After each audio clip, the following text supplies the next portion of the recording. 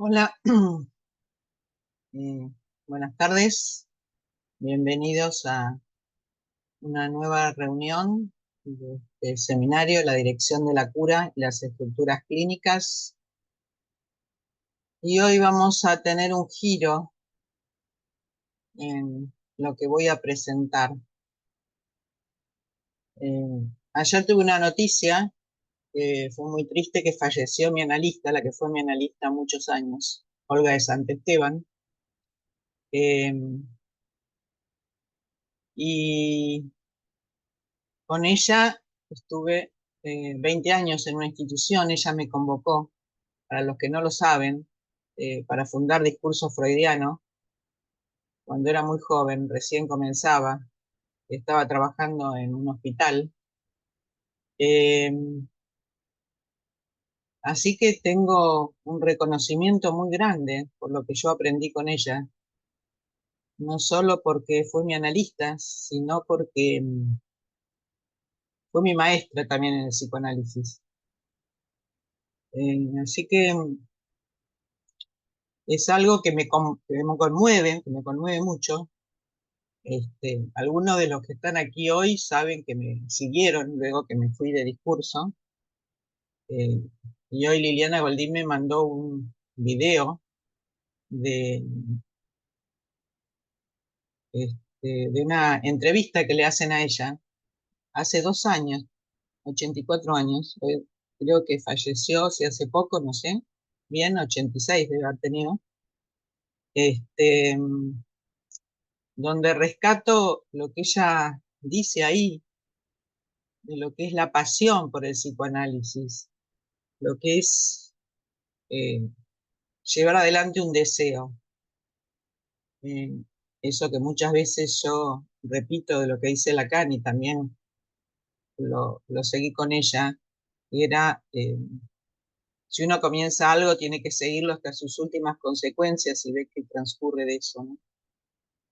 Justamente después de la jornada del viernes, de lo que es la transmisión del inconsciente, ¿no? Fuimos a comer, un grupo de gente, y me preguntaron eh, quién era Olga, qué edad tenía Olga, y hablamos de discurso, cosa que generalmente no sucede, porque de esto hace 20 años que me fui, hace 20 años que algunos me siguieron, así que es una historia más antigua de la que recuerdo en cada momento. Pero bueno, esa noticia que me llegó ayer, cuando justamente estaba en un lugar de análisis con Alicia Peralta, y ella también la escuchó y después se la transmitió a Liliana, y Liliana me mandó un video. eh,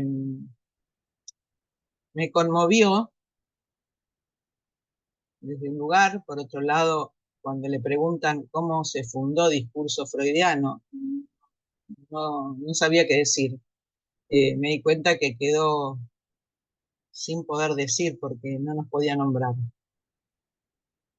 Creo que no nos podía nombrar porque después nos fuimos. En un momento determinado nos tuvimos que ir. Lamentablemente no fue mi deseo irme. Sí, teníamos que seguir un camino que no era posible seguirlo allí. Entonces había que salir de ahí. Y bueno, para mí no había otro camino más que seguir ese camino y construir un nuevo lugar.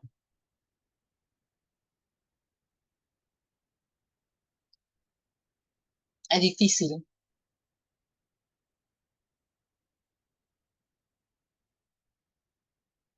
es difícil hablar de esto. Y hoy cuando escuchaba, me quedé escuchando en un rato que tenía libre esta entrevista que le hicieron. Realmente es conmovedora que ella hasta los 84 años seguía teniendo pacientes, seguía sosteniendo la escuela, a pesar de que no sé cuánta gente se ha quedado ahí porque había ciertas limitaciones para poder este, continuar, pero sí es cierto que nos abrió un camino a todos nosotros. Eh,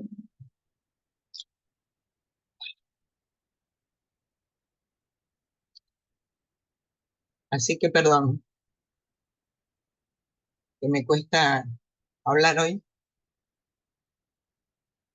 porque en realidad quería hacer un homenaje a ella, Ustedes saben que yo siempre tomo Lacan y a Freud, en un retorno de Lacan a Freud, no tomo otros autores, porque me parece que es el camino que yo aprendí, el camino que me transmitieron y el camino que me gusta seguir. El encuentro de psicoanálisis no tomó la forma de discurso freudiano, si bien siguió el armado que yo aprendí con ella, porque como estuve en la dirección, acompañándola a ella durante todos los años que estuve en la escuela, fui representante personal de la Convergencia, un movimiento lacaniano por el psicoanálisis freudiano, una institución que se armó en el 80 y pico, 89 creo, o sea que estuve en la construcción de la Convergencia. Fui representante en la Comisión de Enlace de Buenos Aires y en la Comisión de Enlace de París. Eh, Así como les contaba el otro día, así como iba a Pedro Chutro, que es una calle donde están las imprentas corriendo para hacer el boletín que teníamos que hacer y conseguir las cosas muy económicas para hacerlo, también después me lancé a ir a esos lugares, encontrarme siendo, todavía no estaba tan, tan ducha con lo que es la verdad la pelea con los otros psicoanalistas este, con los que uno se encuentra, pero con eso también aprendí de otras instituciones, aprendí lo que yo quería y lo que no quería. Así que con eso que quería y lo que no quería, es que fundé encuentros de psicoanálisis y algunos de los que estaban conmigo en ese momento me siguieron. Era un riesgo, no sabía si me iban a seguir o no, pero bueno, me siguieron, después se unieron otros, después estaba Liliana, Alicia, María Carmen, Marcelo, Sergio, qué sé yo, perdón si me olvido de alguien, este, y Adriana, que después también se incluyó, y, y quería que la escuela fuera mucho más abierta, que no tuviera tantas restricciones, y eso es hoy. Un lugar donde todos tienen la llave, donde todos pueden entrar, donde todos pueden estar estudiando, donde se pueden reunir los sábados y los domingos o cuando quieren para poder trabajar allí. Eh, sí, por supuesto que seguí esto que es la pasión por el psicoanálisis, el deseo de que los jóvenes y los que me siguieron sigan una continuidad de lo que es la transmisión y la enseñanza del psicoanálisis, especialmente que la transmisión sea clínica. Yo aprendí de ella esto, que la teoría es una teoría de la clínica. Más allá de que uno presente o no un material clínico, la teoría es una teoría de la clínica. Y ella era así, clínica, era clínica. O sea, a mí me encantaba su forma de transmisión, me gustaba mucho, aprendí mucho, estudiábamos mucho. Fuimos una de las primeras instituciones en Buenos Aires que pusimos en marcha el cártel, así que también después fueron otras instituciones las que lo siguieron y nos decían a nosotros los carteleros, los cartelizantes, no sé cómo nos llamaban, porque éramos los primeros que pusimos el cártel en funcionamiento. Tanto el cártel como el dispositivo de lectura fue algo que traje de la otra institución. Eh, Así que un agradecimiento muy grande. Para no correrme del seminario, de lo que estamos viendo acá, estuve buscando algún texto de ella que quería transmitirles, eh, y me pareció uno de los comienzos del texto que es Entrevistas Preliminares, porque hace al tema que estamos trabajando y hace a lo que a mí me gustó mucho de lo que fue poder este, poner en práctica eso que Lacan nos ofreció a partir de la estructura de la psicosis, que es las entrevistas preliminares. Así como, entonces, como un homenaje, espero poder leerlo, este,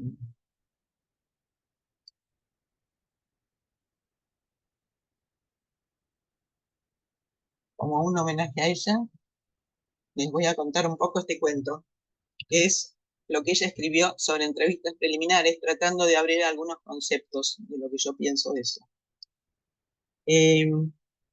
Decía esto: Jacques Lacan consideraba que los psicoanalistas forman parte del concepto del inconsciente, puesto que constituyen aquello a lo que éste se dirige, y que en esta hipótesis se le pide que pueda experimentarse sometido a la rajadura del significante.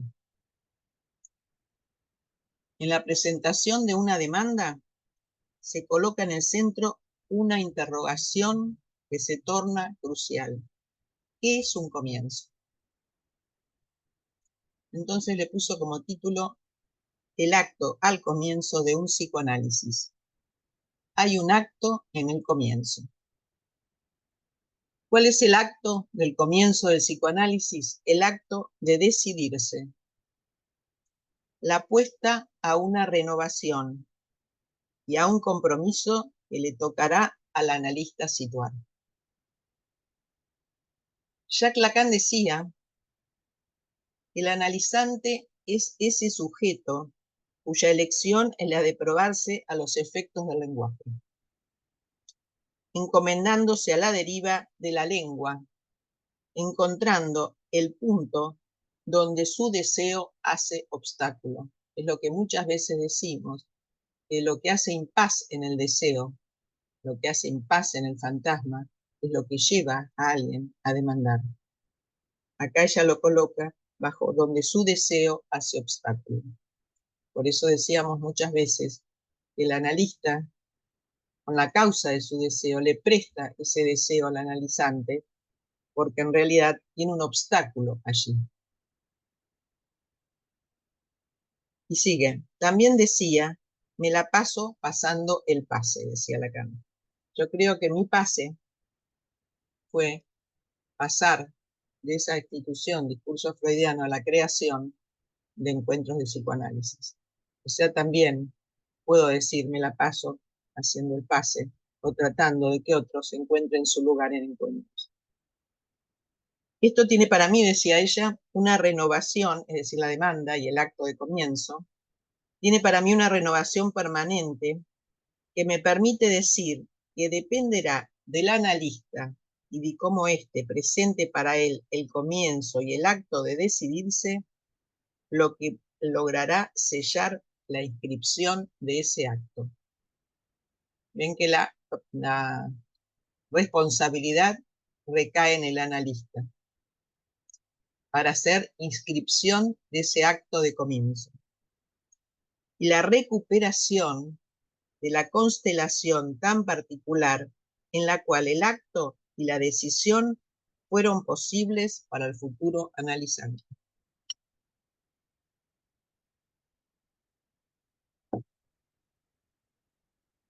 Se remite al seminario El acto psicoanalítico del año 67-68, donde Lacan ubica que todo acto de comienzo está ligado a la determinación significante de un comienzo. O sea que tiene que haber algún significante que dé lugar a un comienzo. Y el ejemplo es porque el 31 de diciembre se ubica como fin de año, es que el 1 de enero toma valor de comienzo. Todo acto, entonces, ese acto de comienzo de un análisis, implica un acta que supone una inscripción. Por eso yo les decía que es tan importante el comienzo de un análisis, esas primeras entrevistas donde el analizante presenta su demanda. Todo acto implica un acta, esto es que supone una inscripción, esto es un acta de nacimiento. Hay un nuevo nacimiento, de alguna manera, que es el nacimiento de la transferencia. O sea, se va a crear a partir de ahí, de ese acto, de esa acta de inscripción, un nuevo acto, un nuevo nacimiento, que es el comienzo de la transferencia.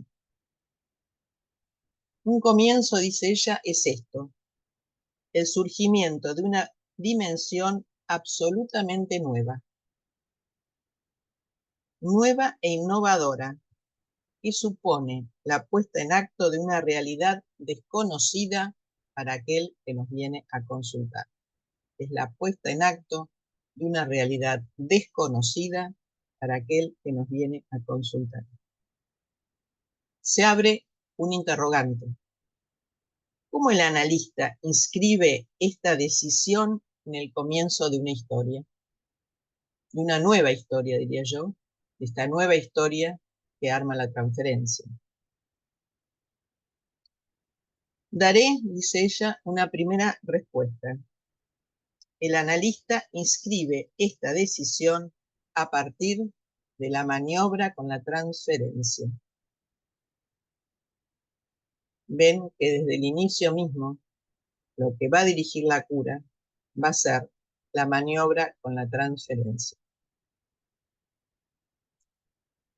¿Qué es la transferencia? Entonces, la transferencia supone una pregunta, la pregunta por el saber. El que viene a demandar quiere saber. Y el análisis le ofrece una dimensión interpretativa que es saber leer de otra manera, escuchen bien, saber leer de otra manera que apunta a otro lugar. Ella pone aquí que apunta al goce. Saber leer de otra manera eso que el analizante o que el futuro analizante viene allí a demandar, que apunta a un lugar y ese lugar se llama el goce. Pero ese goce no es sin una articulación significante. Es decir, que ya ese goce está inscrito en una articulación significante. Entonces, leer de otra manera, como ella dice aquí, eso que el otro nos viene a decir, es tratar de articular los significantes iniciales que el que demanda nos trae para ir y apuntar al lugar del goce. Como decía el hombre de las ratas, ¿no? O sea, Freud cuando decía el hombre de las ratas, ¿no? Ese goce que no sabía, desconocido por él. Entonces, el que viene a buscar un saber. Ese lugar del saber lo interroga a este futuro analizante en aquello que le concierne. Lo interroga en aquello que le concierne. En tanto, tiene que plantearse como sujeto sexual. Esto es en función de algo que dice Lacan fundamentalmente, que toda demanda es una demanda por una posición como sujeto sexual. Cualquier demanda que haga cualquiera, está la interrogación por la demanda de ser un sujeto sexual, por su posición como sujeto sexual.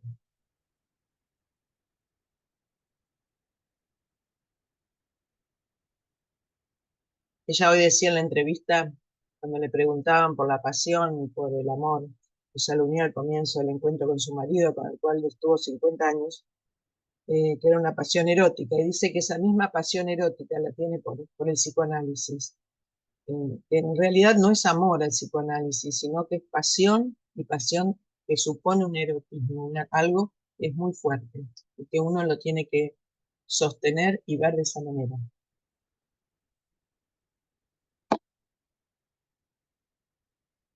Lacan señaló en reiteradas oportunidades que el neurótico llega con la convicción que los impas del acto sexual dependen del partener.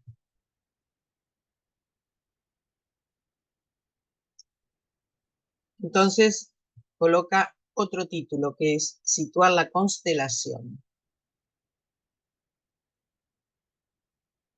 Dice ella aquí, entiendo aquí que este imaginario anoticia al analista a la introducción de este tema, situar la constelación. La constelación en la cual surgió el acto de decidirse. ¿Y qué lugar ocupaba allí el analista? No la vuelta, ¿no? O sea, la dimensión, la constelación es el acto de decidirse y qué lugar ocupaba allí el analista. Esto tiene más valor que los datos de la historia en esa primera etapa. O sea, vieron que, y esto me parece muy importante para rescatar, porque vieron que en general uno comienza con la demanda y lo que se le pide es la historia del sujeto. Lo que ella dice acá, en la cual de acuerdo, porque uno se puede perder si se mete demasiado en la historia en ese momento del sujeto, es más importante que nos cuente la historia del sujeto, es que nos cuente esta nueva historia. ¿Qué lugar tuvo el analista en ese acto de decidirse? Entonces dice, cuando digo constelación, me refiero a la trama significante, ve que no es por fuera del significante, a partir de la cual surge el pedido y se formula su demanda. Me detengo en estos puntos el tiempo necesario para darles un lugar y ubicar cómo se realizó la elección. ¿Cómo se realizó la elección? ¿Cómo apareció el nombre del analista? ¿Con qué referencias llega el que viene a demandar? ¿Qué se le dijo a ese? ¿Quién era el analista? Las referencias de lo escuchado. O sea, te mando a fulano de tal. ¿Con qué referencia de fulano de tal? ¿Y qué consecuencias tuvo cuando escuchó esto? Miren todas las cuestiones que se le preguntan que uno no tiene en cuenta. En la constelación. Primero, ¿en qué momento surge? ¿Qué fue lo que desencadenó esa demanda? ¿Cuál es el nombre del analista a quien voy a consultar? ¿Quién es ese? ¿Qué referencias tiene? Y también, ¿qué consecuencias tuvo sobre ese de lo que escuchó? ¿De quién era ese? Hay otro subtítulo que dice de la constelación a la invención. ¿Qué valor le adjudico a esto? Diría que le adjudico un valor central en tanto lo entiendo como la entrada de una verdadera invención en la cura. O sea, es a partir de esto que por supuesto los datos pueden ser absolutamente erróneos. Pueden decir cualquier cosa de eso. Y seguramente muchas de esas que escuchan no tienen nada que ver. No importa. Por eso se trata de esos datos, que no importa si coinciden conmigo o el otro se le ocurrió que, no sé, que coincidían conmigo. Pero eso da lugar a una nueva invención. En ese acto de nacimiento surge una invención. Y es una verdadera invención en la cura. Vieron que la transferencia entonces está desde el comienzo mismo de la demanda. O sea, no es que después va a surgir, por supuesto, va a surgir después la construcción del sujeto supuesto al saber, pero ya está desde el comienzo cuando uno introduce el nombre del analista, quién es, cómo lo escuchó, qué le pareció lo que escuchó. Esta invención se refiere a cómo imaginó el consultorio, cómo ciertas frases en relación al nombre del analista se empieza a instalar en la cotidianeidad del entorno de ese que está ahí, antes de la llegada al consultorio. Bueno, hoy decimos consultorio y por ahí no llegan al consultorio, llegan a través del teléfono o del Zoom, pero bueno, en ese momento era el consultorio. Y acá viene algo muy importante que yo siempre insisto, que es esto. Entiendo que esto no es un material que debería surgir por preguntas del analista. No tiene que surgir por preguntas del analista. sino que observo que está siempre presente y solo se trata de mantener una referencia puntual al relato que se habla, a lo que está produciéndose ahí, a veces colateral, o al relato del síntoma que lo acompaña. O sea, no es que yo le pregunto al otro, sino que eso tiene que surgir de esa maniobra que puede hacer el analista para leer de otra manera eso que viene a demandarnos cuenta. Y ahora viene otro título. No sé si ustedes escuchan, para mí es así, espero que para ustedes también, esto que les relato, es clínico su transmisión, ¿no? Que su transmisión es absolutamente clínica. Porque yo encuentro muchos libros y conozco muchos analistas a partir de este, inclusión en la convergencia y como una experiencia personal. Este, y a veces hay cosas que uno no entiende ni qué dice el otro, ¿no? Eh, y sé que el psicoanálisis y Lacan es complejo, es difícil, tiene un texto que hay que saber leerlo y hay que leerlo muchas veces, pero lo que sí entiendo, por eso me gustó traer esto, porque es el tema que estamos trabajando en este momento en el seminario, cómo se refiere fundamentalmente al trabajo en la clínica. Entonces el otro título es El acontecimiento se inscribe en el síntoma. Hay un cambio en la teoría que me interesa rescatar, dice ella, en este punto. En la época del historial del hombre de los lobos, el famoso historial, que siempre decimos el hombre de los lobos aún existe aún todavía, Freud tenía la intención, y así lo formuló, de buscar una escena traumática, que era determinante de un real último a situar. Muchos de nosotros lo sabemos porque hemos leído El hombre de los lobos, yo lo he transmitido en alguna oportunidad, y es uno de los historiales más leídos, se puede decir, de Freud, con un trabajo muy extenso sobre la historia infantil. Entonces, El hombre de los lobos, para Freud, era ir a buscar una escena determinante de un real último a situar. Lacan hace un aporte esencial y ubica en el síntoma se encuentran los significantes fundamentales de esa escena traumática. O sea, no es la escena traumática, sino que en el síntoma se encuentran los significantes fundamentales de la escena traumática. Esto es para todo sujeto, no es solo para el hombre de los lobos. El hombre de los lobos es un ejemplo. No hay un real último, porque no hay un real fuera de una primera captación significante. O sea que solo podemos leer el real a partir de lo simbólico. Solo podemos leer lo real a partir de la relación significante. Y síntoma también es nudo de significantes. Una de las definiciones del síntoma es un nudo de significantes. No la única, vamos a ver que hay muchas definiciones. Entonces, no hay un real último porque no hay un real fuera de una primera captación significante. Esto da razón al concepto de imposible y a la noción de mito. O sea, entonces no hay síntoma sin su relación ¿a qué? Al significante y a un mito.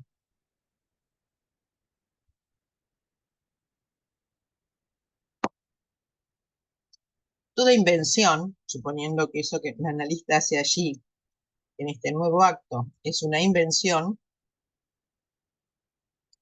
tal como el nombre de las ratas, ahora voy a otro historial, se presenta.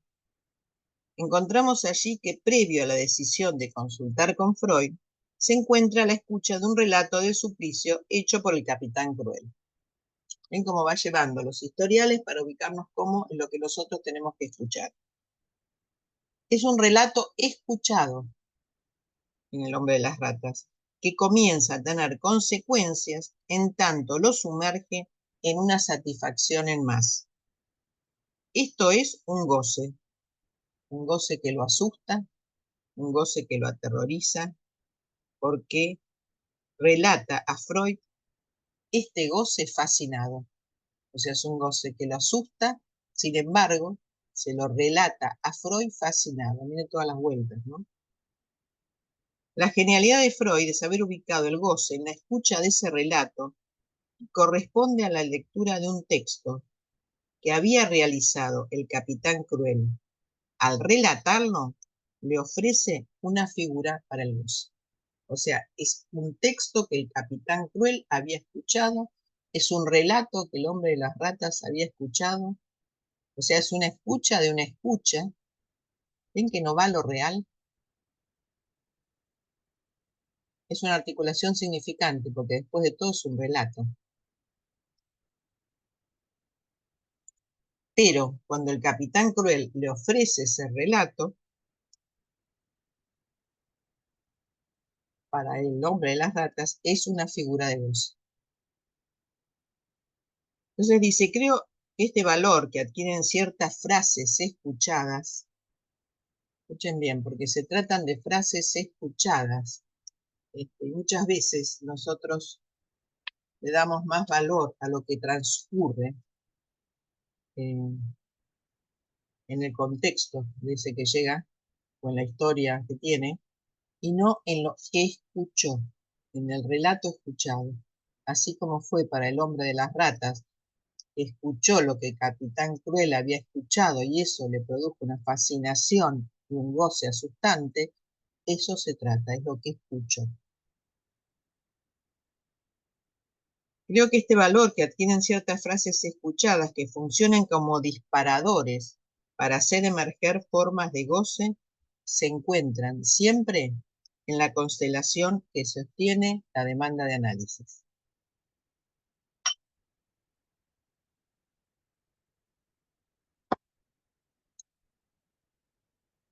El otro texto que pone ahí es de la búsqueda de un partener.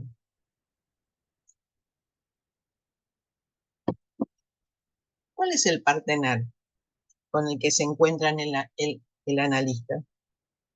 ¿Cuál es el partener con el que se encuentra el analista? Si se trata del sujeto, se trata de hacer de ese partener un sujeto. Hacer de ese partener que llega ahí un sujeto. Los primeros relatos se colocan siempre en la mostración de lo que no anda, del fracaso, de un fracaso en el lazo social, de un goce solitario, como tuvo el hombre de las ratas, de un goce solitario, de un goce asustante, y va a la búsqueda de un partener.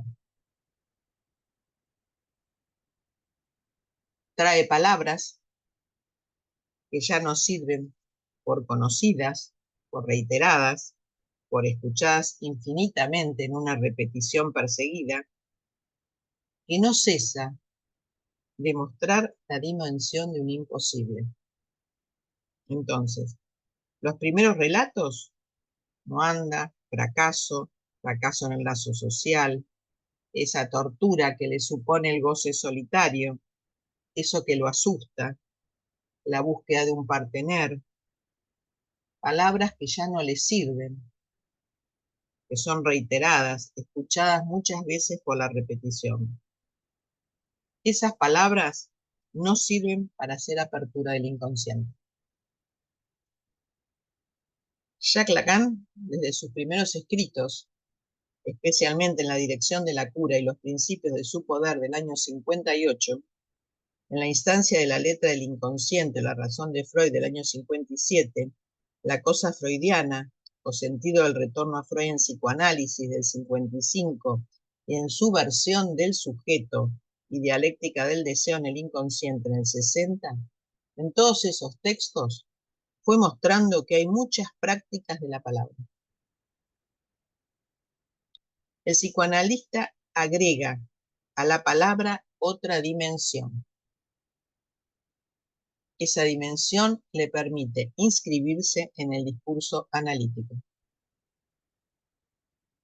¿Cuál es esa dimensión? La dimensión de la transferencia y sus maniobras. Entonces, no es esas palabras las que nos van a llevar verdaderamente al inconsciente, sino que son las maniobras que el analista puede realizar en ese momento con la transferencia. El otro título entonces es la transferencia, una suposición de saber. Y nos dice así, que para manipular la palabra en una cura, es decir, para hacer emerger el inconsciente, es decir, hacer emerger un sujeto que está dividido entre la verdad y el saber, por ejemplo, es necesario que exista una suposición de saber. Tiene que haber una suposición de saber que se coloca en la palabra. Y es solo por esa suposición de saber que la palabra se plantea siempre como enigma. Esta es la otra dimensión que tenemos que tener en cuenta cuando escuchamos a un sujeto. Eso que nos dice es enigmático, porque cuando Lacan nos dice no hay que comprender, no comprendan, es porque la palabra que supone un saber tiene que ser enigmática. Un enigma, dice ella, ser descifrado. Es decir, si es un enigma para el analista, esto quiere decir que ese enigma tiene que ser descifrado. Si no, ya nos da la respuesta el mismo futuro analizante, el que viene a demandar, y seguimos en el imaginario. No. Eso que nos dice tiene que ser un enigma a ser descifrado.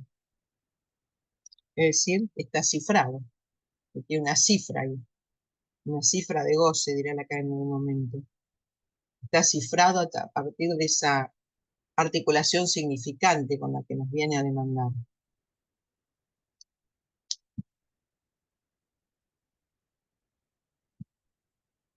Es algo que tiene que ser descifrado, aunque no sea el analista quien lo descifre.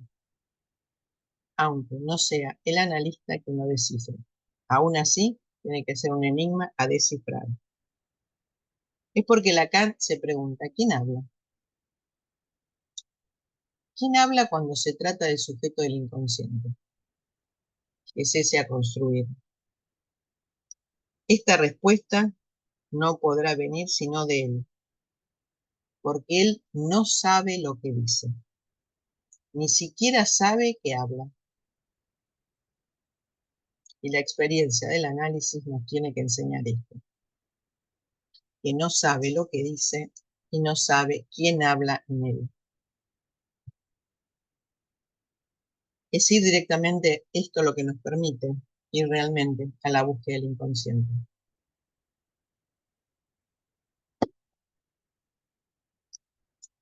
¿Por qué? Porque el sujeto del inconsciente, está oculto detrás del significante.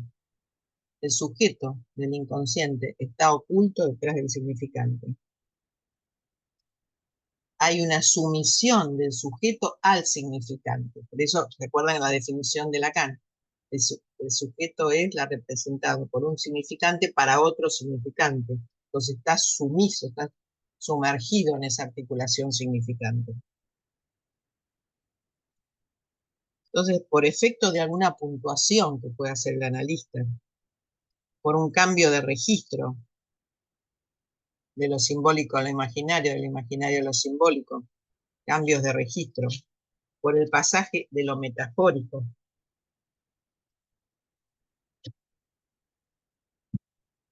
a una lectura a la letra. Miren todas las maniobras que puede hacer. El sujeto freudiano es un sujeto tomado y oculto por el significante. Entonces, hay una sumisión del sujeto al significante. Entonces, ¿qué es lo que va a hacer surgir ese sujeto? Un efecto de puntuación, un cambio de registro de lo imaginario a lo simbólico, o de lo simbólico a lo imaginario.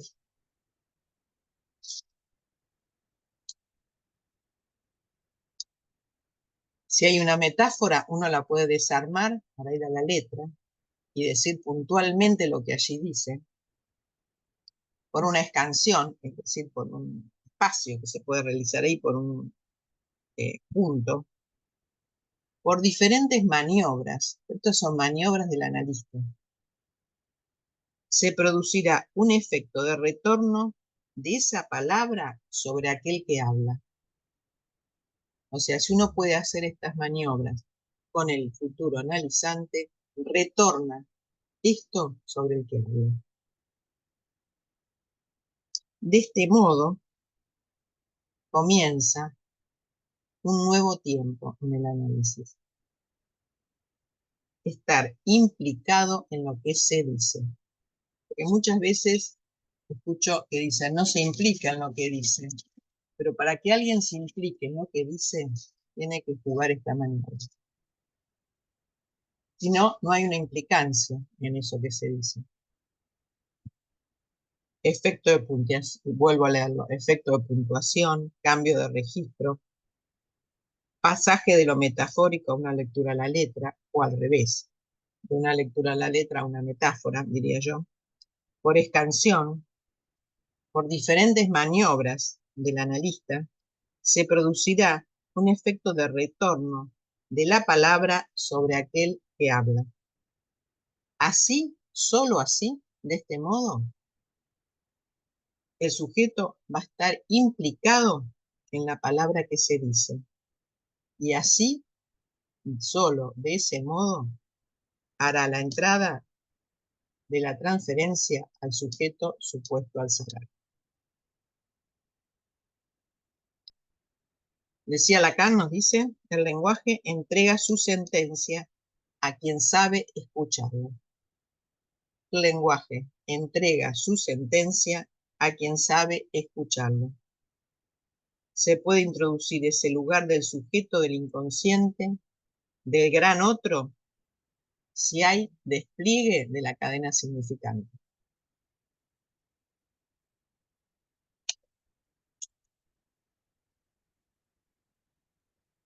Voy a seguir un poquito más. La transferencia, otro título que le pone, es la transferencia, es la intromisión del tiempo de saber. Ay, se me salió todo.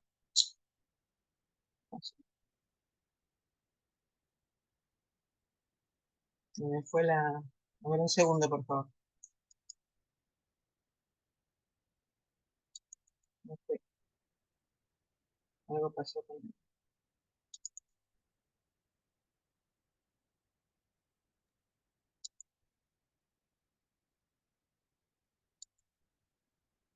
Ay, volví.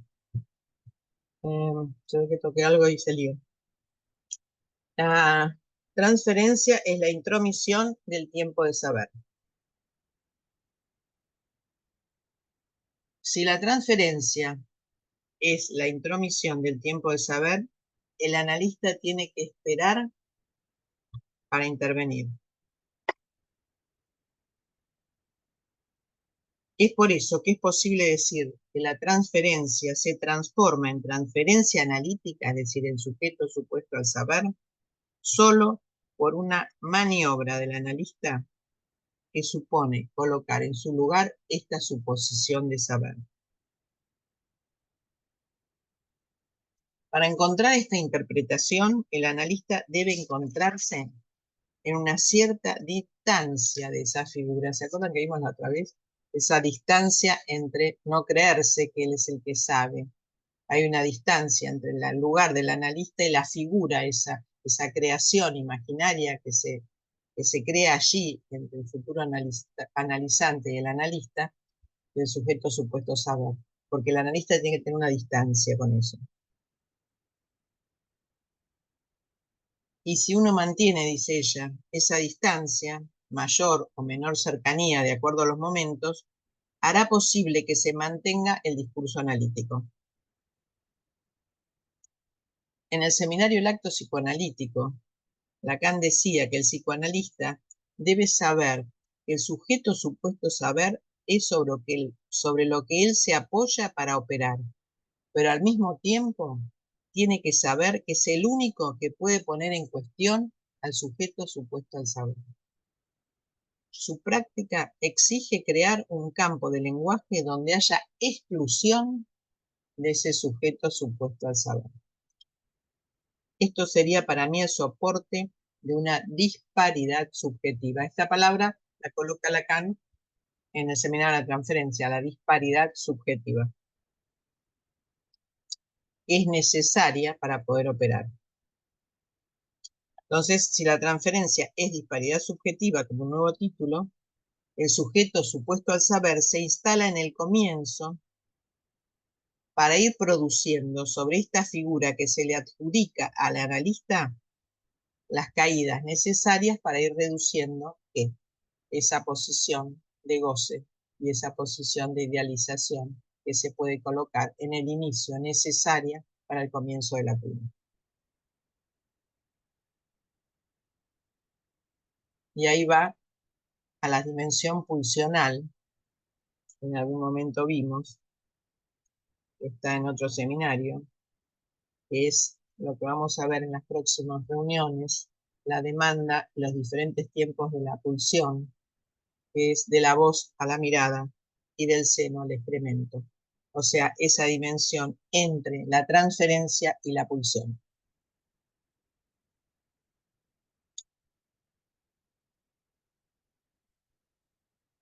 Entonces, la transferencia supone la pregunta por el saber. Exactamente, de la misma forma que siempre fue para ese sujeto una interrogación el saber.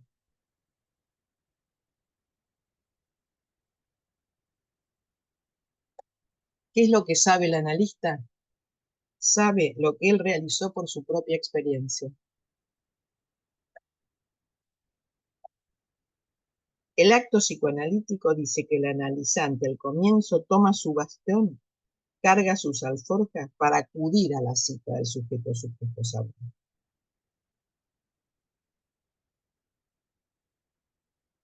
Bueno, no voy a seguir esto. Voy a tomar otro punto y vamos a cerrar acá para ver las preguntas que tenemos, porque es mucho más largo esto, evidentemente. Solo quería tomar algunos puntos que me parecían interesantes para abordar la entrevista preliminar. El otro punto es entre el espejismo imaginario y el síntoma. El equívoco del comienzo para que se instale el analizante le permite esquivar siempre su propia pregunta. Se rehúsa a la existencia de un inconsciente, es decir, se rehúsa a un saber que no sabe. Así, de esa manera, se instala un espejismo imaginario. Este engaño forma parte del sujeto, forma parte de este sujeto simbólico, pero a su vez capturado en el imaginario. Pero junto a eso, se ofrece el síntoma. ¿Para qué? Para mostrarnos que algo no marcha. O sea, por un lado está la dimensión del espejismo y por otro lado nos va a mostrar el síntoma para mostrarnos que algo no marcha. Pero sabemos que el síntoma contiene ese saber. O sea, eso que no marcha es lo que contiene el saber. No es supuesto. Ese saber va a surgir, como en el síntoma es un nudo de significantes, va a surgir cuando uno va desanudando cada uno de los significantes que están en el síntoma. Y finalmente sabemos que esos significantes, como decía Freud, anudan en un término final la sexualidad y la muerte. Bueno, es hasta aquí, es mucho más extenso este texto, pero quería retomar el tema de estamos trabajando aquí en el seminario y vamos a comenzar a ver lo que lo vamos a ver después desde el texto real simbólico imaginario que lo vi hace mucho tiempo, para buscar los diferentes tiempos, mucho más extenso, esto por supuesto es un escrito,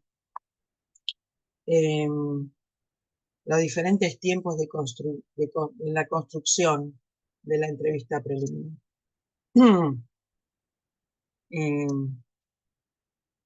Bueno, lo dejo como pregunta, a ver si alguno tiene preguntas. Recuerden que la semana del próximo jueves, que nos toca el seminario, es feriado 20 de junio, así que vamos a encontrarnos acá en 15 días. O sea que si le quedan algunas preguntas de esto, de lo que estuvimos viendo hasta ahora, los escucho y gracias por acompañarme con este texto en este momento que para mí es importante.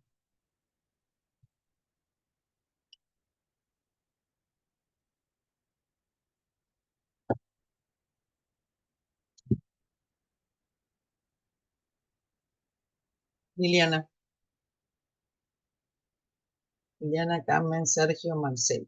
Mauricio. Bueno, bueno, hola a todos.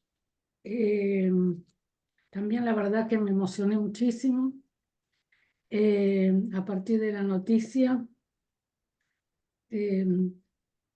Para mí también el discurso freudiano fue la primera institución y bueno, gracias a Marga que me invitó a participar. Así que bueno, estuve casi desde el comienzo, muchos años. Marga, yo te quería decir algo que el homenaje, porque Olga tenía una transmisión clínica fundamentalmente, y yo creo que vos le haces homenaje todo el tiempo, porque tu transmisión es clínica. Así que me parecía que esto que nos transmitís a nosotros y es un legado tan importante, también estás haciendo honor a tu maestra. Así que Gracias. bueno, gracias. Bueno, una preguntita que me quedó allí de este armado del sujeto supuesto saber, esta ficción, ¿no? Que se arma allí entre el sujeto, el saber. Pensaba, vos después trajiste, pero no me quedó muy claro allí, todas las maniobras para ir barrando ese lugar. Si lo podés abrir un poquito, porque eso a través en el transcurso de la cura, ¿no es cierto? Se va borrando ese lugar, pero no me quedó claro cómo lo planteaste. Bueno, Gracias, Liliana. Las maniobras es el modo de la transferencia, es el modo que el analista interviene, desde el comienzo mismo de la cura. Por eso el sujeto no sabe lo que dice, ni sabe que habla. Si uno se queda en esa dimensión imaginaria, solamente se queda atrapado en el imaginario de su historia, sino que hay que, una metáfora, llevarlo a la letra.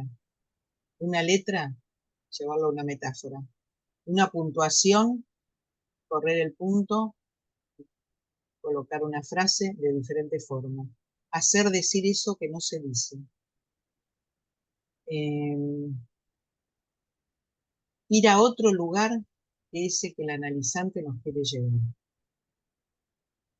Porque viene en la búsqueda de un saber que él tiene, porque el saber del inconsciente es propio del sujeto. Lo que pasa es que no sabe, no sabe lo que dicen lo que tiene.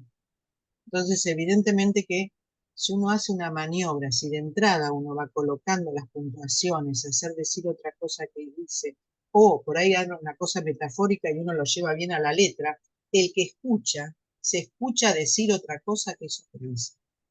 Ese es el retorno. Que cuando se dicen maniobras de la transferencia, quiere decir todo esto que fui leyendo hoy del trabajo de Olga, que es de entrada preguntar por la constelación, pero vieron que es interesante, la constelación no es nada solamente por qué surgió, cómo surgió su demanda, sino quién es el analista, cómo escuchó el nombre del analista, qué le dijo de ese analista, y seguramente no es verdad, puede ser una invención, ¿eh? Muchas veces yo he escuchado esto como una invención, le dicen tal cosa, no tiene nada que ver conmigo, pero uno tiene que aceptar que esa invención tiene valor. ¿Cómo se imaginó la llegada de ese al consultorio? Y sobre todo, hacer decir otra cosa que eso que dice. Las diferentes formas eran, lo que ella marca acá, hay muchas más, de lo metafórico a la letra, por ejemplo. Porque hay ejemplos de Lacan que toma de lo metafórico a la letra. Pero también puede ser de la letra a la metáfora, ¿no? El otro día escuchaba en su televisión a alguien que decía, bueno, una mancha roja en la cara. Yo digo, como una mancha de la vergüenza, y me dice, pero como una mancha de la vergüenza. Y sí, uno puede decir, ¿es una mancha de la vergüenza? ¿Qué vergüenza? ¿De dónde surge la vergüenza en ese encuentro? Digo, cualquier cosa, puedo decir Ujú, cualquier cosa. Lacan dice que él puede hacerle decir al que consulta cualquier cosa. El problema para el analista, me parece, sobre todo en el tiempo inicial, es el temor de perderse. Si uno no tiene a dónde ujú, quiere ir. Y yo creo que justamente lo que puede favorecer la transferencia es perderse. Perderse porque el inconsciente, así como les conté el otro día estábamos hablando de Olga y en ese momento me viene la noticia o al día siguiente que Olga falleció, el inconsciente se presenta de tal forma que una vez se sorprende. Yo me sorprendo con el inconsciente. Entonces digo, uno no tiene que tener miedo de perderse, porque de alguna manera, si uno va a cualquier lugar, sin sentido, el sin sentido, la articulación significante, la contigüidad, el desplazamiento, la semejanza, si es una cosa lo contrario, todas estas dimensiones que el significante nos propone, nos lleva a la dimensión de goce. Eh, la otra cosa importante es que el síntoma tiene el trauma. O sea, a diferencia del hombre de los lobos que va a buscar el trauma, sabemos que en el síntoma está el trauma. Entonces, por eso sufre, por eso no anda, por eso no funciona. Eh, entonces, ¿cómo hacer decir otra cosa que eso que dice? Esa es una propuesta que el analista tiene que tener siempre presente. Eh, no meterse con la vida del paciente, si no está la transferencia asegurada. ¿Qué quiero decir con esto? Quiero decir que si alguien no tiene un síntoma sobre algo en determinado momento,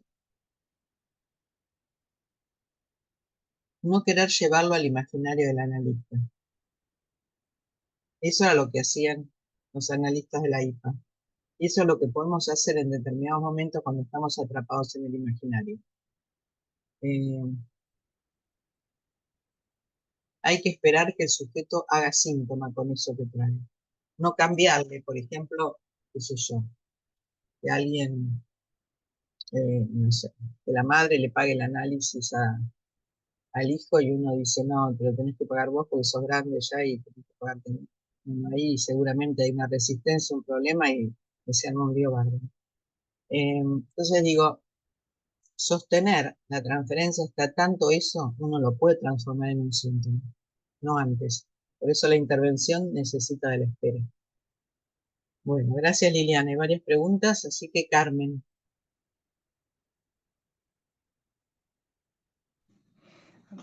Bueno, buenas tardes. Bueno, te quería agradecer, Marga, esto del día de hoy, este homenaje también que querés hacerle a Olga. Me llevó a los recuerdos del comienzo, de mi comienzo y bueno, en realidad por vos yo llegué a discurso freudiano. Así que, bueno, en realidad me haces pensar el valor de una decisión, esto que decís, un acto decidido, y me hiciste acordar de la pasión de los comienzos. Y bueno, La pasión de los comienzos tiene que continuar, ¿no? ¿Cómo continúa esa pasión? Por el psicoanálisis, por el significante, por el inconsciente. Esa creo que pasión por la escuela, esa pasión por querer avanzar. Creo que sí, que me reconozco en eso, en una pasión que continúa y gracias a encuentros de psicoanálisis, porque la verdad que yo te tengo que agradecer a vos el lugar que me diste también para acompañarte en esto, en en esta fundación de esta escuela. ¿Qué Así que sí, pregunta se te ocurre de esto que fuimos escuchando? Digo, para los que ya la no cuestión de comparten con nosotros esta claro, historia. me quedé pensando en esto que vos decías, la pregunta de dónde está el analista cuando llega un paciente. Y como vos decías, bueno, no es que uno va a estar directamente, así muy directamente preguntando dónde está el analista, dónde estaba uno, de qué manera escuchar en forma colateral, en los colaterales, bueno, algo así dijiste, ¿no? De cómo escuchar, cómo llegó, dónde estaba el analista en su elección. Eso te quería preguntar. Y gracias. El analizante, decís, en su elección. Claro, claro. Eh, como, y yo creo que de alguna manera si uno presta la escucha y va a la búsqueda de eso, en algún lugar lo encuentra. Eh, a veces hace obstáculo.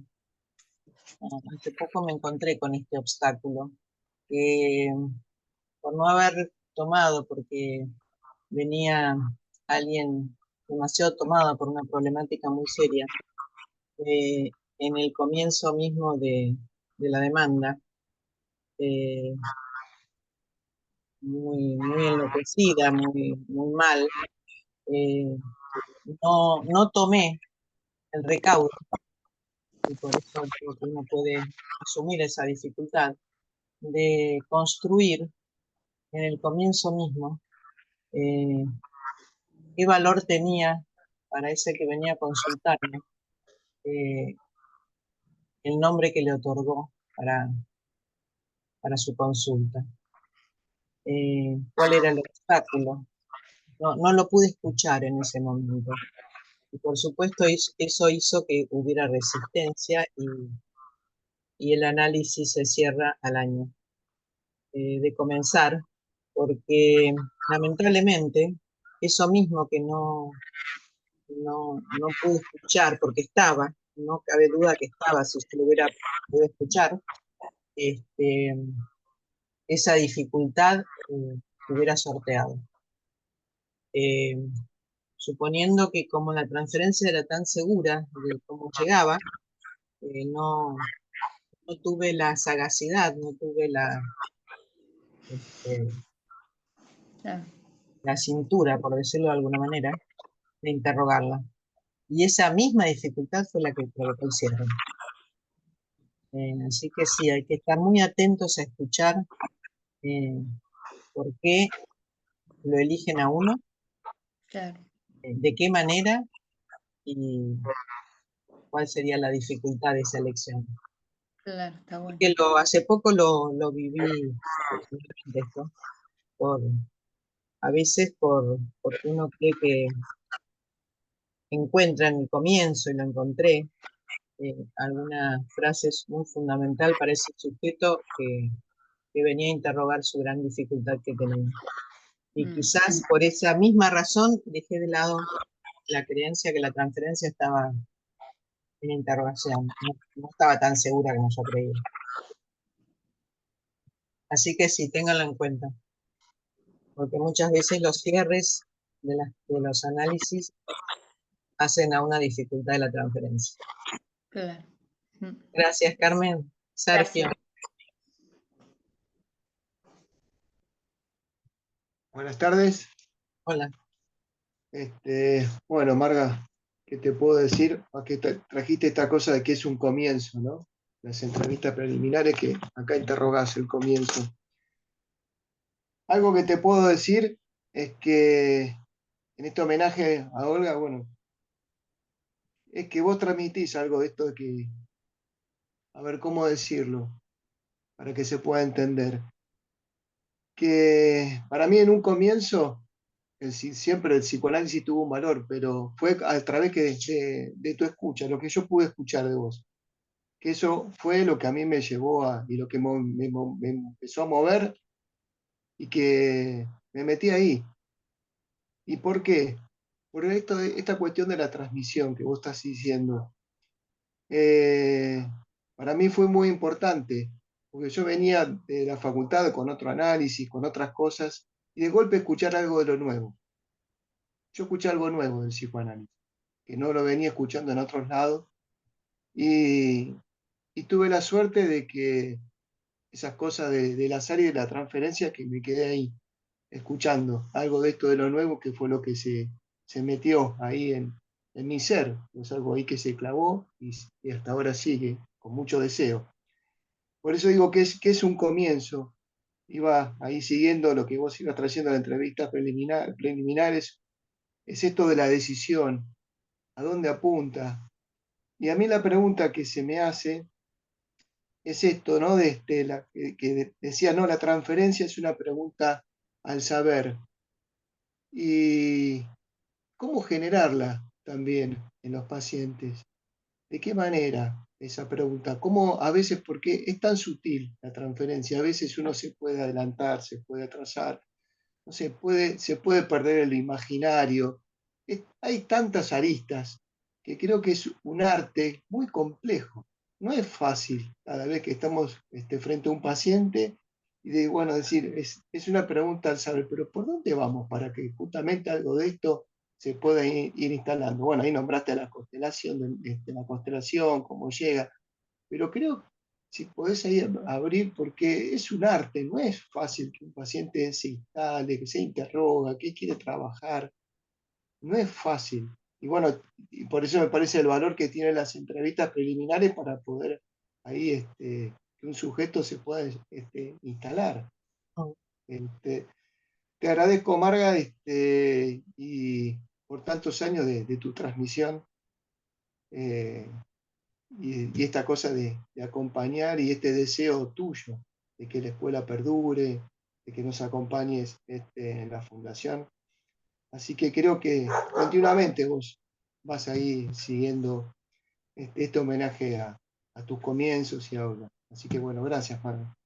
Gracias, Sergio. La búsqueda del saber, por supuesto, es en la neurosis, ¿no? Sí, sí. Evidentemente que esa búsqueda del saber y que el saber la atormenta, el sufrimiento del síntoma lo atormenta, porque el síntoma es nudo y significante, pero también es goce que atormenta, ¿no? Eh, la búsqueda de un saber, creo que es como ir jugando con un malentendido, con un modo posible de hacer decir otra cosa que eso que dice. Yo siempre digo que si alguien entra con un texto, tiene que terminar en otro. No puede empezar la hora de análisis y terminar en el mismo lugar que como comenzó. Si alguien cuenta algo, tiene que llegar a otro lado. Para llegar a otro lado es la búsqueda de un saber. Y eso es asociar otra cosa que eso que dice. El analista tiene que estar colocado por fuera. El analista tiene que estar colocado en otra escena, en otra escucha. A veces me dicen, ¿cómo escuchás eso? Y yo qué sé cómo escucho eso, porque lo escuché así, de esa manera, en un decir, a veces en algo insignificante, en algo, como dice el sueño, es tan insignificante que uno no le daría valor. Justamente a lo más insignificante uno le tiene que dar valor, porque el significante es sin sentido, es lo más insignificante que hay. Entonces, evidentemente, la búsqueda del saber es poder colocarse en lo más insignificante que el otro dice. Y también me parece importante la transferencia, esto que dije antes, a veces el equívoco en creerse que porque a uno le derivan y tienen tan clara la transferencia no tiene que interrogarlo. Las dos cuestiones. Una, la maniobra con la transferencia, que quiere decir la maniobra con el significante, con el malentendido, con la puntuación, con el sinsentido, con con la contigüidad, con la oposición significante. Pero también interrogar la transferencia. Porque uno dice, bueno, vino por transferencia, porque me la derivó alguien que me tiene mucha confianza hace muchos años, pero bueno, eso no quiere decir que el que me llega a mí tenga esa misma confianza conmigo. Y uno se puede equivocar ahí. Gracias, Sergio. A vos, Marcelo. Marga.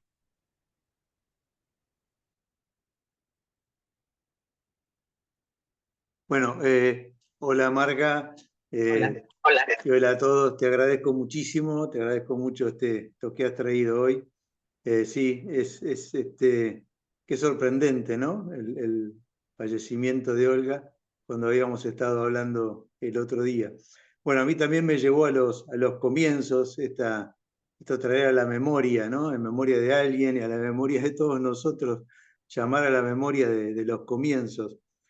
Y lo que te quiero preguntar es, me parece extraordinario esta cuestión de un saber que se da donde se coloca tanta importancia, tanto peso al encontrarse con el deseo del analista ahí.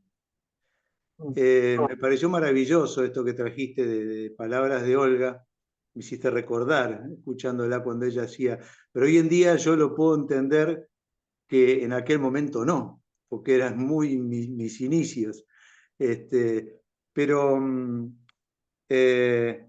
me parece esta cuestión de puntuar tanto, ¿qué sería? ¿Una perspectiva?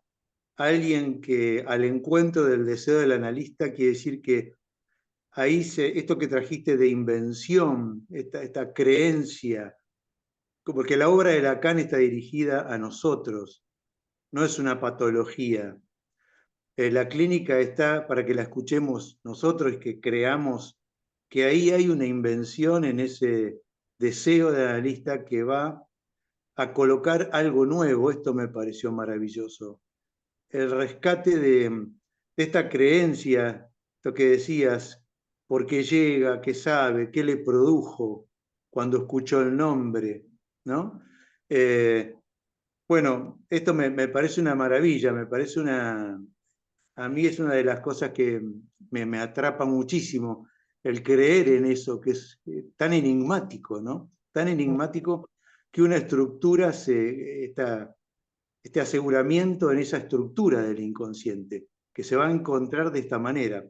Y en ese sentido, te pregunto sobre lo que trajiste del rehusamiento, que es un tema que a mí también me interesa muchísimo, que entiendo que es la Versagen, lo que Lacan dice la Versagen. Pero ahora lo trajiste que más sobre la fenomenología, ¿no? El que está ahí se rehúsa. Rehúsa el saber. Rehúsa el saber. O sea, hay un deseo de saber, pero también está este plano tan fuerte de rehusamiento. Y te quiero preguntar, ¿cómo lo entendés? ¿Qué relación tiene el rehusamiento con el significante? Con el arma que está del lado del deseo del analista, de la maniobra obviamente, de la transferencia por medio, pero rehusamiento y significante, ¿no? ¿Qué relación Sí, entendés? quizás me falta un término que es el objeto. No es solo significante, ¿no? Acá yo llegué hasta un punto nada más y podría avanzar. El rehusamiento es que no quiere saber el sexo, no quiere saber nada sobre el sexo y sobre la muerte. Por eso los puntos últimos es sexualidad y muerte. El sujeto supuesto saber, ¿se acuerdan? Es un sujeto sin saber y un saber sin sexualidad. La unión de ese sujeto sin saber y el saber sin sexualidad arman como una ficción el sujeto supuesto al saber. El saber se rehúsa a saber sobre la estructura de la sexualidad. ¿Qué es la sexualidad? Infantil, la castración, el deseo incestuoso, ¿no? Lo que el síntoma trae, como diría Lacan, lo traumático cuando el hombre de los lobos va al trauma de la sexualidad infantil, un encuentro de los padres. Lacan coloca ahí la dimensión fantasmática a través de la dimensión fálica. Entonces se rehúsa a saber el sexo. Eso es lo que se rehúsa a saber. El sexo es falta, es castración. Como el mundo de la falta, hoy escuchaba la que decía que nosotros estamos inmersos en un mundo de la falta, porque siempre nos falta, queremos saber más. Si uno va al mundo de esa falta que hace de la sexualidad, es que uno quiere, y el analizante quiere saber. Pero para eso hay que ir al mundo de la falta. ¿Cómo ir al mundo de la falta? Es todo un enigma, ¿no? Vamos a ir recorriendo ese enigma de cómo se acerca el analizante a ese mundo de la falta. Uno tiene que tener siempre presente, porque si hay algo que falta es que uno quiere saber. Y la falta está en relación a la sexualidad. Por eso decía que toda demanda contiene la demanda por la posición como sujeto sexual. No hay que olvidarse de eso. Más allá de cualquier demanda que nos hacen, la demanda pasa por esa demanda de posición como sujeto sexual. Claro. Y hoy tenemos muchos enigmas de eso. Hoy, en el contexto y en la realidad que vivimos, esa posición de sujeto sexual es lo más enigmático que existe. Así que por eso se rehúsa el saber. Claro. En ese sentido. No quiero saber nada de eso. Está. Bueno, gracias Marcelo. Alicia. Gracias, Marga. Hola, buenas tardes. Gracias, Marga. Muchas gracias. Y bueno, mi homenaje, mis recuerdos a Olga, ¿sí? Estuve muchos años allí. Para mí fue un doble encuentro también encontrarme con vos, con mi transferencia. Y así que bueno, fue doble el encuentro con Olga y con vos. Me quedaba, vos partiste hoy de un punto que Olga toma, que es que ella lo llama el obstáculo. Decías vos que, que el analista está ahí como con la posibilidad del préstamo de la causa, pero que Olga le ponía el término obstáculo, ¿no? En relación al deseo, decías al comienzo. Y me quedaba la pregunta allí, cuando lo ibas abriendo, de esta dimensión de lo que supone el detenerse. Y otro punto que me quedaba de lo que traías es que hay lugares a donde no se llegaría por la pregunta. Me parece como si la pregunta viene en el lugar de la ausencia de las maniobras del analista, ¿entendí? Claro, ¿Es exactamente. así? Claro. Sí, gracias Alicia. Gracias a vos. Sí, no, hay que evitar hacer una pregunta así, de entrada tan directa, sino jugarse a escuchar, a que eso que dice tiene que decir otra cosa, algo dice eso que dice. Así que hay que jugarse a eso. El obstáculo en el deseo, es lo que nosotros decimos muchas veces, la dificultad en la dimensión fantasmática. Algo hace vacilar el fantasma, que es el soporte del deseo, lo que ella llama ahí obstáculo del deseo, es que algo del fantasma que soporta el deseo empieza a vacilar, con lo cual el síntoma se presenta ahí como un nudo de sufrimiento, de goce, de significantes a desanudar. Eso es el obstáculo al deseo. Por eso el analista en un comienzo no solamente tiene que crear esta figura de sujeto supuesto saber, sino que presta su causa. Y por eso digo que tiene que seguir siempre la pasión por el psicoanálisis para que la causa siga estando, ¿no?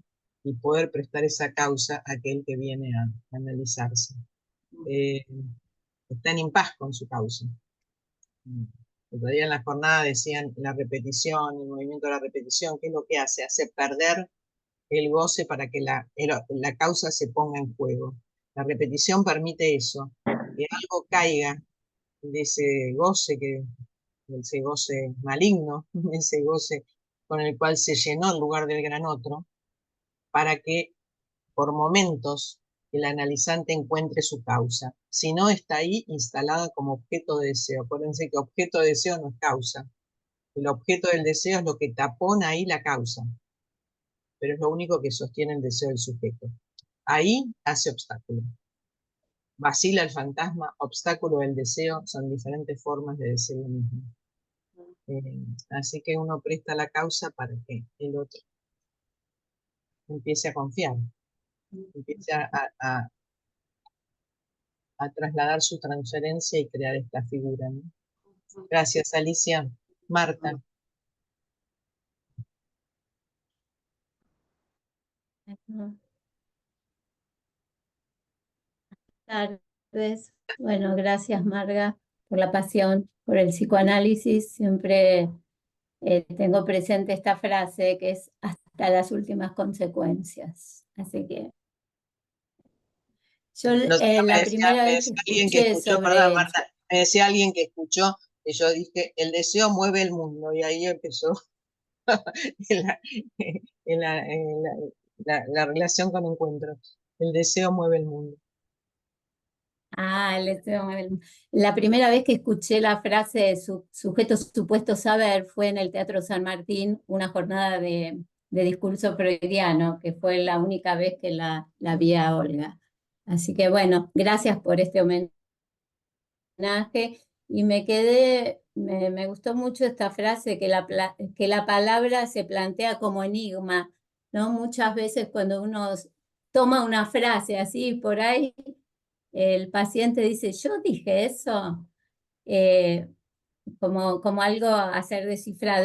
Y quería preguntar en relación a esto que decías, bueno, es un enigma a ser descifrado, está cifrado y tiene cifra de goce. Y sí, está cifrado. Si podías abrir. Mm. La cifra de goce es cuando Olga dice acá, llevar la metáfora a la letra. La letra tiene la cifra de goce. La dimensión de descifrar, que creo que es un término que utiliza Lacan en varios momentos.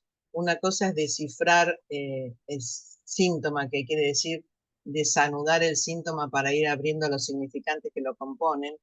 Y otra cosa es la maniobra que puede hacer el analista en su intervención cuando lleva, por ejemplo, a su última consecuencia una frase a la letra de lo que dice, exactamente lo que dice. Ahí la letra tiene la cifra de goce. Entonces, descifrar es una cifra de goce que está oculta en la palabra. Habrá que encontrar el modo de hacerla surgir. Para eso hay que moverse del texto imaginario. Lo que más de alguna manera nos desvía en el camino del análisis es quedarse con el texto imaginario. Que lo que dice es lo que dice. Lo que dice otra cosa que eso que dice. Eso tenemos que meternos en la cabeza todo el tiempo. Que no es tan simple. Moverlo. Claro, exactamente. Gracias, Marta. Gracias. Lidia. Gracias.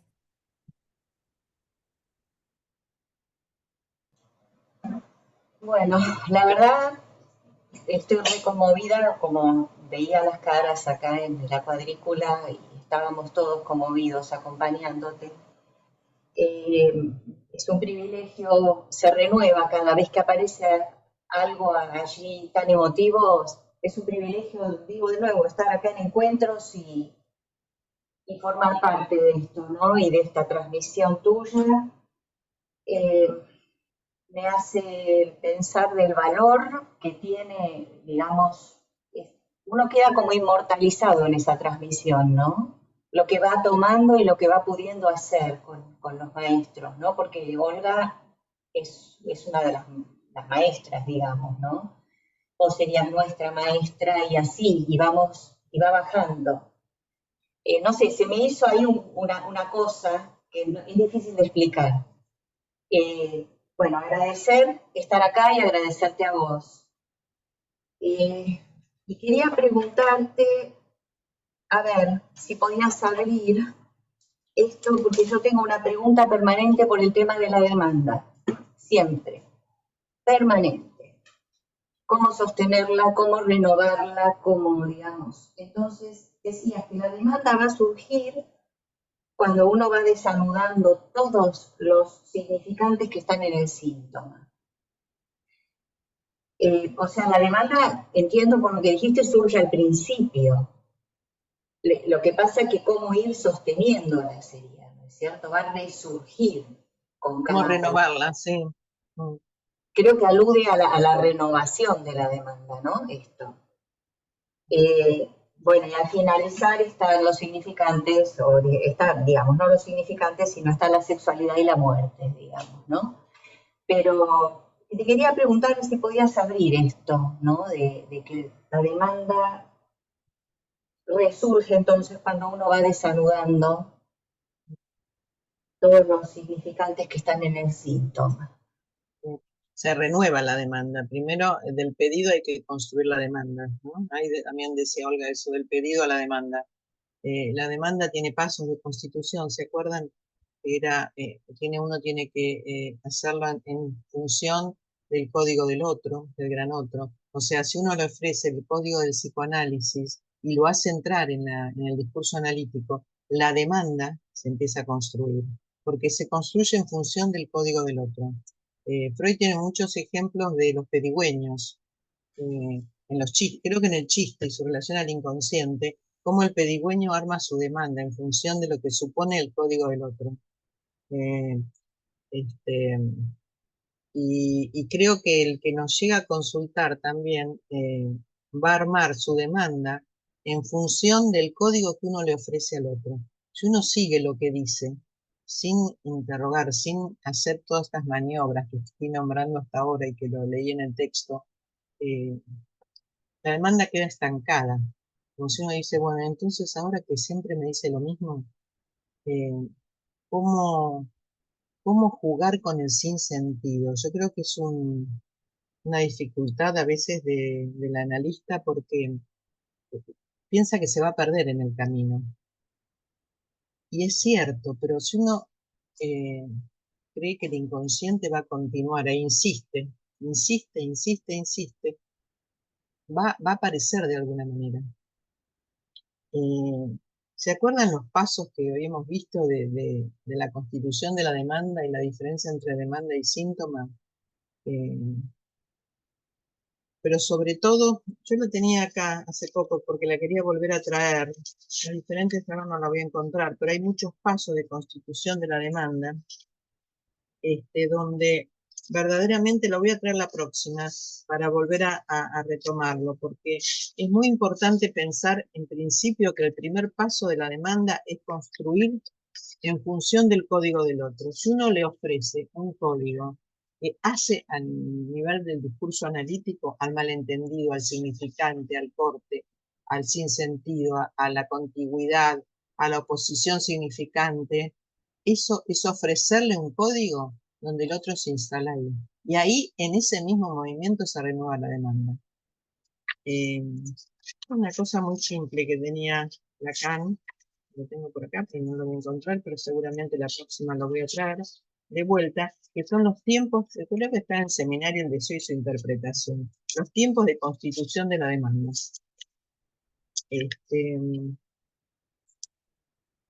Pero el primer tiempo, y es el más importante de todos, es la posibilidad de pensar,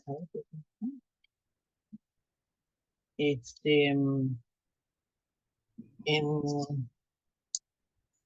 que el pedido tiene que traducirse en el código del psicoanálisis. El analista le tiene que ofrecer las letras del psicoanálisis para que se instale en ese código diferente al que nos viene a traer. Ahí el deseo se hace deseo del otro, porque la creación de la transferencia del sujeto supuesto al saber es que el deseo se hace deseo del otro. Ese tiempo de la alienación inicial que se da en la transferencia es el mismo que se da en la constitución subjetiva. Pero para eso, como vimos en la constitución subjetiva, la madre le ofrece un código al niño, un deseo diferente, para que pueda constituirse en un lugar fálico, en un lugar magnífico, en un lugar fascinante, ¿no? Ese mismo tiempo donde el analista se constituye en el lugar del gran otro, del otro simbólico, tiene que ofrecerle un nuevo modo de leer, un nuevo modo de escuchar. A veces ir bien a la letra, porque como recién me preguntaban, la letra tiene la cifra de goce. O sea, repetir algo a la letra de lo que dice, pero hacérselo escuchar. Cortar una frase, por ejemplo, y hacérsela escuchar. A veces tiene una frase y se detiene y no continúa. Eso hay que sostenerlo, ver qué pasa cuando algo se detiene y no continúa. Entonces, digo, la demanda se construye si uno ofrece algo diferente de lo que trae el analizante en ese momento. Si uno no le ofrece ese discurso, el otro no renueva su demanda. Si uno no empieza a hacer surgir algo distinto, cuando yo digo que uno tiene que empezar una obra y terminarla de una manera diferente a como lo comenzó, quiere decir que uno fue dando vueltas por tantos lados que lo que termina de decir no es lo mismo que contó al principio. Ese es el otro punto que me parece importante para que la demanda se renueve y la próxima venga con ese enigma que quedó ahí suspendido del corte de la sesión. El otro día decía algo que uno no tiene que olvidarse, de decirle la próxima vamos a continuar con esto. No hay una próxima que continuemos con esto. Ahí se cortó y quedó un enigma. Por eso la intervención del analista tiene que ser lo más enigmática posible. En ciertos momentos, sobre todo en el comienzo, para construir el tiempo de las entrevistas preliminares. Y no nos olvidemos de la transferencia. Esto que dije, la transferencia es muy importante porque creo que si uno se olvida de construir ese tiempo de la transferencia, por qué no se eligió, qué le pasó antes, por qué dejó el análisis anterior y por qué llegó a nosotros, puede que la transferencia en algún momento haga obstáculo. Demanda y transferencia son dos puntos que van en simultaneidad. Pero la próxima volvemos a traer los tiempos de la demanda que se encuentran en mis papeles. Gracias, Lidia. Valeria. Hola, buenas tardes a todos. Hola Marga, gracias. Bueno, conmovida por la noticia. Bueno, justo hablábamos el viernes de eso. Me enteré hoy a la mañana estando en encuentros. Bueno, gracias por Yo la espero, a transmisión. ver, hoy Y me quedé quería, con una duda, sí, hoy me quedé con una duda muy grande. Porque miren cómo llegó a mí la noticia esta. No me enteré, porque yo hace muchos años que no la veo a Olga ni a nadie que esté cerca de Olga. Alguien que vive en España leyó el obituario de la revista del diario La Nación. Lo llamó a Guillermo Ferreiro, que es un amigo y compañero de muchos años, para avisarle esto. Y él me llamó para decirme esto. Yo hoy cuando estaba por hacer esta dimensión, digo, ¿será verdad? O uno inmortaliza tanto a alguien que empieza a dudar de que esto sucedió. Bueno, todo esto me pasó por la cabeza en ese momento, así que, y cuando hoy escuché lo que me mandó Liliana, que era un video de una entrevista a Olga hace 2 años atrás, y parecía tan lúcida y tan bien, seguía fumando como en toda la vida, quizás eso fue una de las dificultades más serias que tuvo. Digo, bueno, no me llegó de otra manera, eso es lo que me llamó la atención. Pero sí lo unía a esta charla que tuvimos el mm, viernes después de la jornada.